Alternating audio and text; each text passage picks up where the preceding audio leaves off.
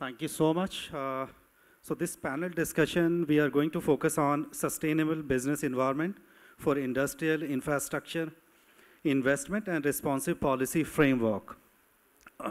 As we have been listening since morning that the state of Uttar Pradesh has been trying to put in place infrastructure and other policies, and there have been revival of different policies over the last 1 month in order to achieve the $1 trillion goal that the government has set in. But this $1 trillion goals, as we earlier discussed, that there are different elements involved in it. And many of the speakers have spoken and said that we need to have a better visibility across what we have and what is actually lacking, and as to how the technology platform can chip in order to give that kind of visibility so that the policy framework could be implemented in a more agile and scalable way. So I'll begin with the technology discussion first itself with you, Mr. Rajat. Given the fact that technology plays a great enabler role, and if you look at the broader vision of the Prime Minister around the 5 trillion economy, and that has been imbibed here as a 1 trillion economy support of the Uttar Pradesh government to that vision itself. Now, there are some of the areas wherein the state government would have already invested. And there's the new cases that they will have to find out. Could you share, based on your experience, as to how technology can enable government do that in a more smarter, agile, and scalable way? Thank you so much. I would like to draw upon things that got discussed over the presentations, and also draw upon the session that got concluded immediately before lunch. Now, I know any session right after the lunch is a challenge. So I'll try to keep it interesting, I'll try to keep it relevant, and also draw upon the points that were discussed. Now, if I go back, there is one thing which is said, that it's the mantra as being promoted by Honorable Prime Minister himself, which is, and I don't know whether I am using the right chronological order or not, which is reform, perform, and then transform, right? Yeah. So if you see these three things, right now, it's gone are those days where we have to come and we have to say that, sir, you know what, technology, digital revolution, digitization, everything plays a role, and it definitely plays a role in how you perform, how you reform, and how you transform. Right, gone are those days. It's taken, people have accepted that, yes, it plays a role, and we have to take that into consideration.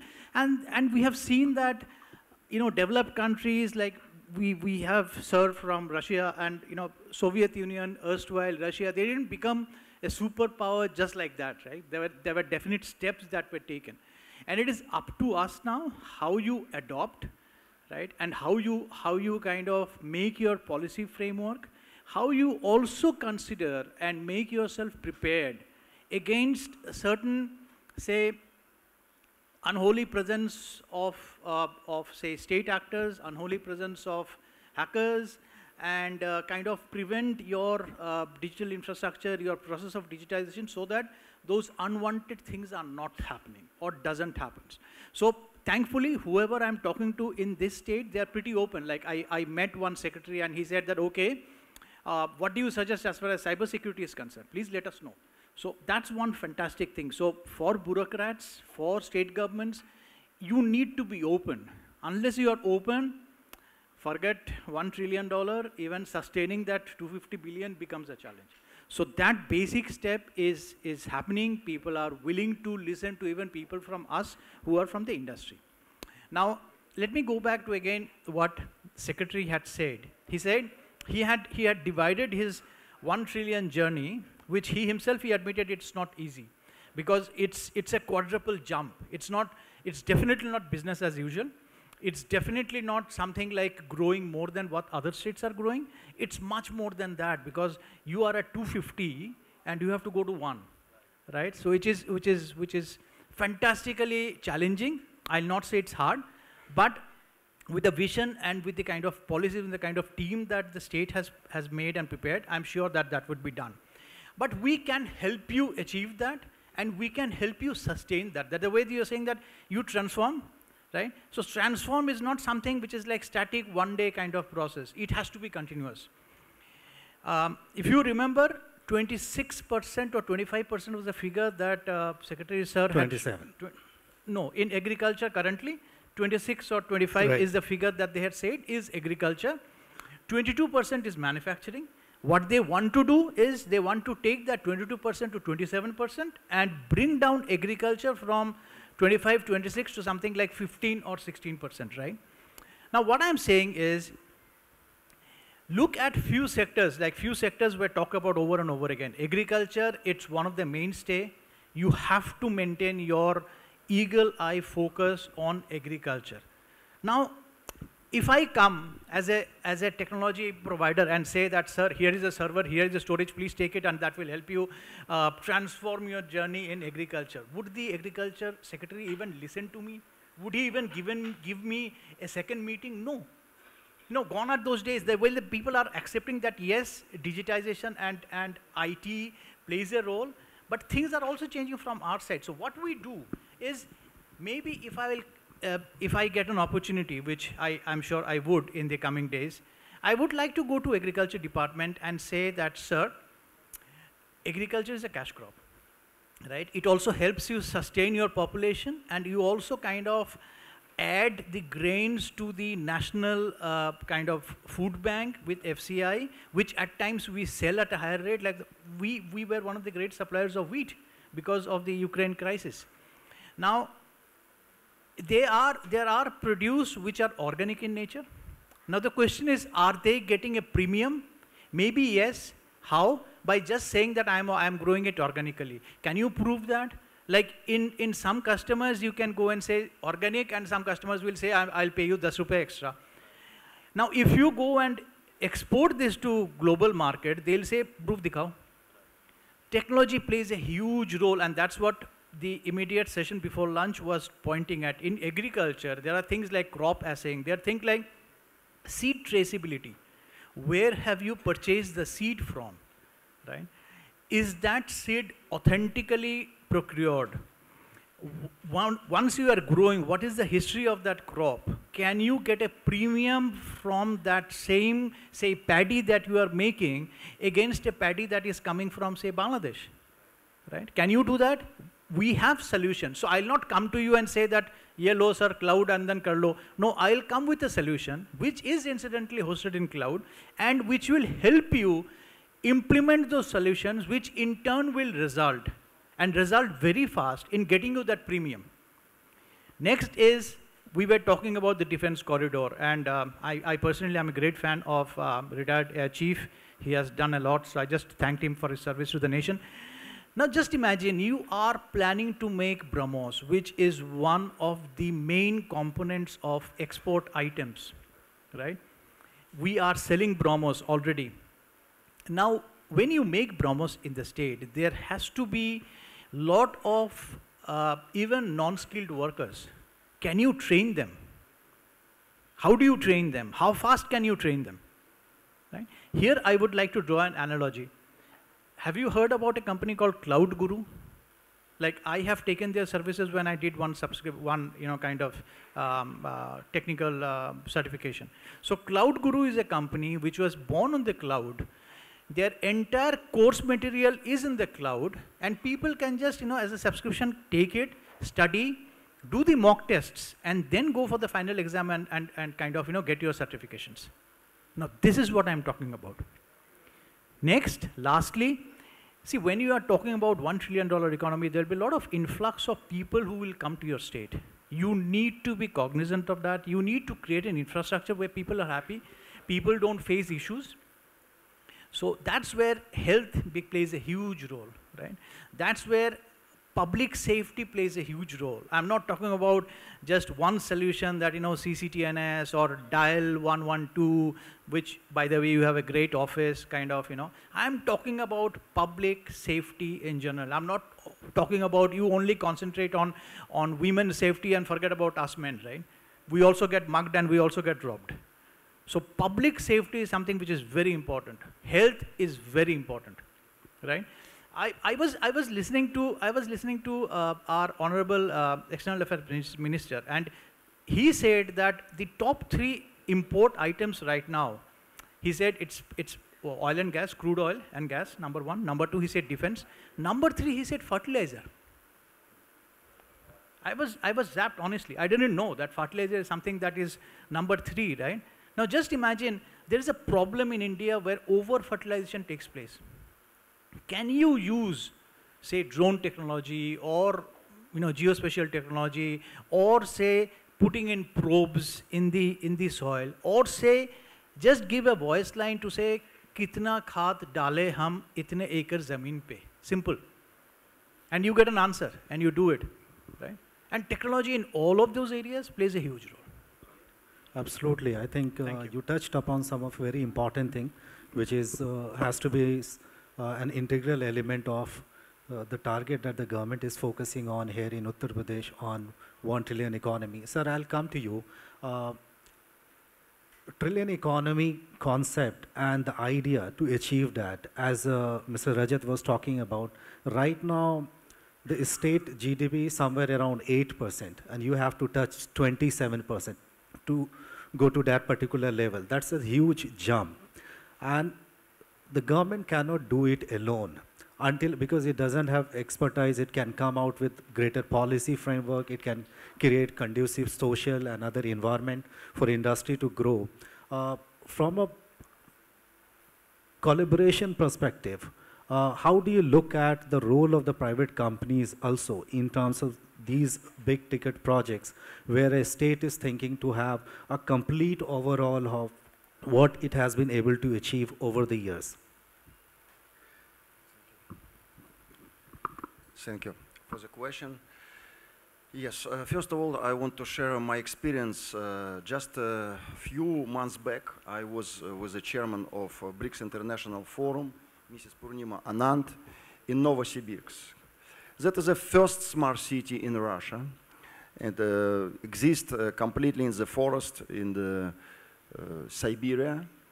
And when President of France, Charles de Gaulle, visited this particular place, which was installed in USSR time, he completely understands that France should repeat this experience to collect all scientists together and create smart city in France. And come back to the point of sustainability, development, and environment. I want to tell, I absolutely agree with the speaker previous speaker, that we should transform we should come from point of inform and perform to transform. What is the meaning? First of all, we're talking about the model of economy of future. Right now we know that some particular lobby, international lobby of oil and gas exists in the economy. For example, Russia right now is the #1 supplier of oil, crude oil to India, which is a good achievement. But I am completely believe that relationships between our countries can be in another level, because our country is very famous of scientific research, scientific achievements, and if we will together make some strong collaboration with India in this field, for example, I bring to this forum Mr. Salim from United Emirates, and he started with a project of the car on hydrogen energy. When we're talking about the economy of future, trillions economy, we're talking about numbers. We should also think a little bit about balance between quantity and quality. For example, Uttar Pradesh is a very famous place regarding the ancient scripture. Garuda Purana mentions that only 7 spiritual influence places in Bharatavarsha which can give you moksha, like spiritual freedom. And 3 of these places exist in your state. It's Mathura, Ayodhya, and Varanasi. That's why it's a special state of spiritual energy. And your chief minister, Mr. Yogi, has some special vision of strategic development of your country and mission, global mission of India. For example, we can see such a beautiful speech of your Prime Minister Narendra Modi on J20. And we can see that today India is a mediator in the dialogue between the West and the East. And that's why we can see that economy of Uttar Pradesh, it is a strategic platform of development of all India. And come to the point of your questions of the private company. Of course, me personally, like a president of International Diplomatic Club, want to develop our mission in India. That's why I stay in India a few months, and I will be happy to open my also chapter here in Uttar Pradesh, because we already opened in Hyderabad and Bangalore. And I can see that we can bring some interesting scientific innovation startup projects here. We can bring some also investment with a partnership of the government of Uttar Pradesh. And we can also prepare some special forums. For me, it's more interesting because I'm in spirituality, and I came here from Vrindavan, which also part of Uttar Pradesh. I did my Vrajamandala Parikrama, and I'm Krishna Bhakta. That's why for me it's your state is a special, I can say, the motherland of all spirituality. And from my point of view, if we will make a balance between economy, achievements, and numbers, and human qualities, that is the most strategic vision to approach all the aims and goals of sustainable development. That is the role of India today. That is a special vision of your country, mission of your country. Because we can see that western part of the world right now is in the crisis. It's not crisis, financial crisis or industrial crisis. It's crisis of morality. We can see, we can fix it. It's a crisis of justice, of more all main ethics qualities of the human beings.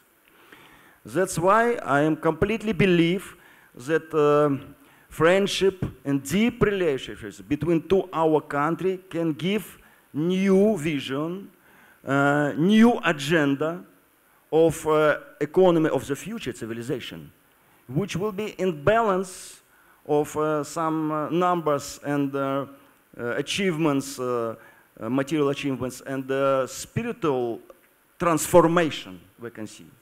We come to the point of to be transformed, because spiritual knowledge is not about inform, it's knowledge about to be transformed. And for me, it's a big responsibility to bring the private company. We already start to do it. Next exhibition of Technoprom, which is the #1 industrial innovation exhibition in Russia, will be next year. We want to bring also Indian companies there to the smart city. Akademgorodok, it's like a scientific, first smart city in Russia. And also want to bring all delegation for that smart city to India. And for me, it's big honor, particularly bring this delegation to Uttar Pradesh. And that is my point of view. Thank you so much. Wonderful. I'll go to now Mr. Kakkar. Both the speakers spoke about, and there was one thin line, which is the energy security, and especially oil and gas, that plays a very important role in our growth basket, because there are a lot of things that we have to import, and our dependency is very huge. And companies like yours work across the country and provide the energy that the country is needed. When you look at the dream of $1 trillion economy for a state, right, there has to be a lot of things put in place. So I would like to have two views of yours. One as to how you look at it from the energy basket perspective, this dream, what role the energy sector has to play in it. Second, we also see there are a lot of challenges wherein there's small permission, NOC and all, it takes many a times lot of time. So when you are actually dreaming so high from 8% to you want to go to 27%, which is a huge jump, and at the bottom level, if you're not able to put in place these things, then there seems to be some gap somewhere. If you could share your view. Yeah, good afternoon. You have very rightly said that yes, our entire economy depends on the oil and gas sector. We are importing more than 80%, precisely 87% of the oil from outside. And everyone must be aware that yes, this is a very crucial time where we are fighting in getting the crude, and my neighbor, he is helping us out to tide us from this crisis. So while the whole economy is dependent on this, yes, we need to take some substantive steps wherein we can control the uses of this, or we can be dependent on other fuels. To start with, I would say that yes, right now the government has laid a great emphasis on alternate fuels. UP is the state where a lot of sugarcane is grown, and it is known to be a sugarcane state. And now all the oil companies have started blending petrol with sugarcane, with ethanol, which is made from the sugarcane. And I take pleasure in saying that yes, UP is the only state where we are blending ethanol to the tune of around 10.8% right now, this year. And while the other states are also not lagging, but they are slightly less than 10%, maybe 8 to 9%. Now the endeavor of the government is that yes, we should, by 2025, we should switch over to 20% of ethanol. So it's a very good number to start with, and it will help us in saving the product. Likewise, in diesel also, we have a biodiesel where we are using this, and around 6 to 7% of biodiesel is being added, and then in times to come, we will again add around 20% of biodiesel in the diesel. So these are some of the steps which the government is taking. And other things which you said about the NOCs, yes. Right now the environment, I would say very happily that in UP, the environment is very conducive. Working in an oil company and obtaining NOC for our future projects, it's a matter of pride. I said, I was just talking to Mr. Awasthi that yes, we need some kind of support. And in the recent years, you'll find that the oil companies have suddenly started expanding in the state of UP. So when we look at the 1 trillion economy for UP by 2027, we have our own ways that how we are expanding. We are putting up a good, one of the biggest terminals in Mirzapur. We have already purchased a land, and we would be investing around 1100 crores for this. For which the state government has already assured that yes, within a month or two, we will surely get the NOC. So from this, there will be a very future, there will be a future development of petroleum network in this. And from this Mirzapur the terminal itself, our endeavor is that yes, our turnover would be around 20,000 crores a year, only from one terminal. So it's a huge number. Same way, oil companies, since the road network has expanded a lot in the state. We have the Bundelkhand, we have Purvanchal Express, and all of the things have come. And yes, there also we are supplying the bitumen, and the usage of the bitumen in the state of UP is the highest in the country.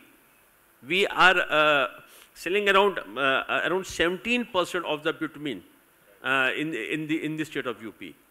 So here also in around all these express highways, we are developing around, as of now, we are developing around 17 retail outlets, and the total roadmap says in that case we will be making around 40 retail outlets, 40 petrol bunks, you can say, and each petrol pump, since it will be having the wayside amenities, so we would be spending around 15 to 20 crores at each retail outlet. Right. So then again, this will help in building up the economy.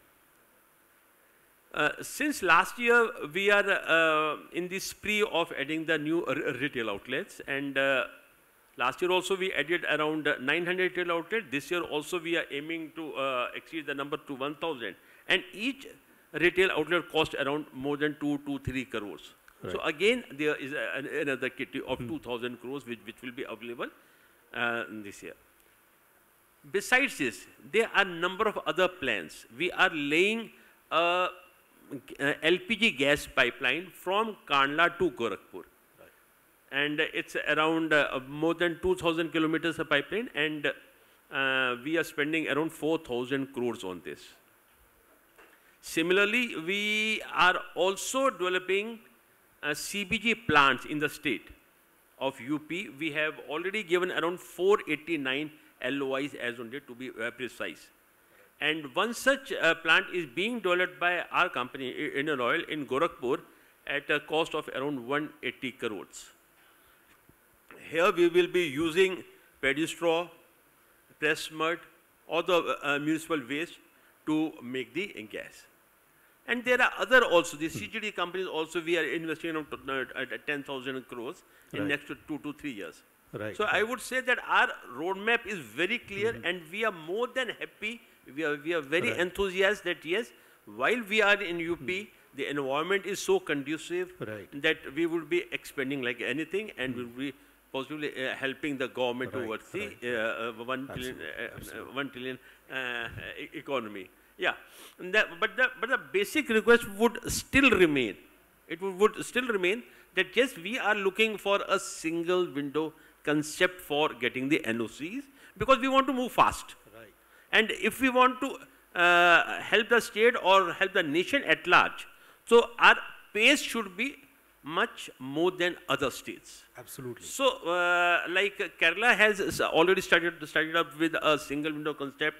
Bihar has already started. So I am in talks with the state government, and we are working towards it, that once a single window concept of NOC is given to us, probably we can do wonders. Absolutely. I think the kind of contribution that your organization is making in UP is really encouraging, and the single window clearance system that you're asking for, I think it will be beneficial for across the industry, for everybody. Since you come from SIDBI, and SIDBI has been supporting a small and medium organization for a long time, and SMEs play a very important role in creation of job, as well as it has to be a vehicle of growth for the state. Could you share, based on your experience, based on the way you have been getting response and funding some of the organization, what kind of enthusiasm, what kind of partnership opportunities from a funding perspective that you are actually observing in the state, based on the new announcement that the government has made around 1 trillion economy, and a lot of things are being pushed from a policy perspective, a lot of things are being overhauled now? Now, to start with, I mean, the target of 1 trillion economy, dollar economy by 2027. So, looks like we're trying to sort of win the World Cup, okay, or maybe more than that, because we have a plan of growing 4x in the next 5 years. Now, we all have seen very recently that a Virat Kohli or a Surya Kumar Yadav alone cannot help us win the World Cup.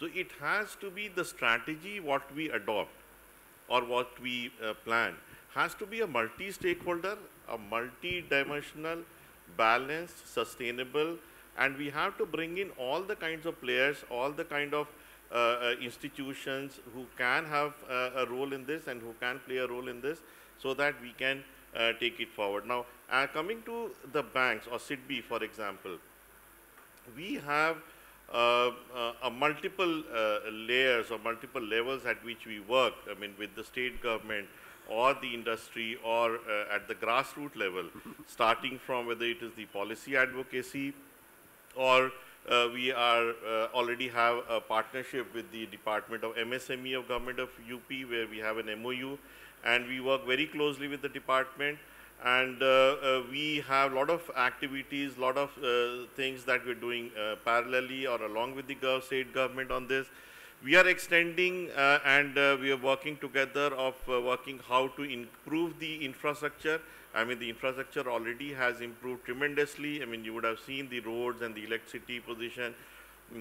Chief Secretary sir was also speaking in the morning. So we are parallelly working with the state government on how to improve the infrastructure further, and whether it is the road or the energy or industry. We also have a very close look on the various factors of production. Now, if we have to grow 4x, so all the factors of production have to be very closely and in a very targeted manner has to be addressed and has to be looked into, and we have to have specific strategies for that. Now, starting with the land or the infrastructure, we are working with the state government for setting up new industrial areas or improving the infrastructure in the existing industrial areas wherever they are. The other infrastructure, the land and all, that's also we are working on. The labor is another very important area where we are working with the state government and also independently, parallelly with other institutions, where we are identifying the skill requirements, the skill deficits, the skill gaps in various clusters, and trying to bridge that up through various skilling programs, upskilling or reskilling of the labor, whether it is the bunkers in Varanasi or the other major clusters. We are working with the laborers and trying to improve the skill sets. Whether it is the capital, again, we are trying to sort of bridge that gap. The bankers have a very big role in bringing in the funding. So that's another thing that we're doing, and with the investment and the road shows that are being planned, I'm sure that will also be taken care of. And then the entrepreneurship, the last of the factors of production. So where again what we've observed is the state government is very proactive. They've come up with the startup policy, they have the incubators policy, and we are working again very closely. We have our own incubation center in IIT Kanpur, and we are working very closely with a lot of other incubators and the startup ecosystem that we are working with. Apart from all this, we are also working through other bankers to sort of see to it that more financial assistance can be extended to the MSMEs. We are also directly giving them, trying to identify their requirements and bringing in new products. We are working at the grassroots level, where we are trying to identify the marginalized sections and trying to study their skill sets and how to improve that, so that they can become more relevant to the society and the economy, and they can play a much bigger role as far as the taking the state to the 1 trillion economy is concerned. So they also have a role, and they all have to be sort of strengthened and brought to the level where they can contribute in a major way. So this is on that front as far as what we are doing, plus the partnerships at various levels what we've observed, and the state government has been very proactive in this. Like we have the Credit Guarantee Trust, the CGTMSE, where again we are partnering. I mean, there's an associate, so we're partnering with the state government. And right now what is happening is about 75% guarantees available to the banks. We're trying to work out a mechanism where maybe 90–95% of the guarantee would be available. So that will help the bankers to increase more assistance to the MSMEs. We are also partnering through the Trades Exchange. I'm sure a lot of you would be aware about the receivables exchange and how the Trades platform operates, where if the state government is also there, so the MSMEs and the vendor payment positions can be taken care of. We are also working through the SIDBI Venture Capital Fund. So that's again another arm through which we are partnering with the state government. So there are multiple partnership arrangements, whether and going forward, the technology, the sustainability, the digitalization, the green energy. That's a very critical thing that we have, and green financing. I mean, we are already engaged with World Bank and a lot of other agencies. We're bringing them into the state because today only I would like to announce that we are inaugurating, we have today inaugurated a major intervention in Moradabad where it was all with SURS, this thing. We are targeting to convert all the Moradabad furnaces which were coal-fired, and we are now trying to convert it into gas-fired. So, and today only we are inaugurating that initiative. So, green going forward is going to be a very big thing, and especially with sustainable being the topic. So, we have a whole lot of green options and green financing that we're doing through various agencies. We have completely exhausted our time and we are running late. So thank you so much once again for being such a wonderful panelist and sharing your views from a diverse background perspective on the sustainability for the $1 trillion economy that the state has. Thank you so much. Thank you once again.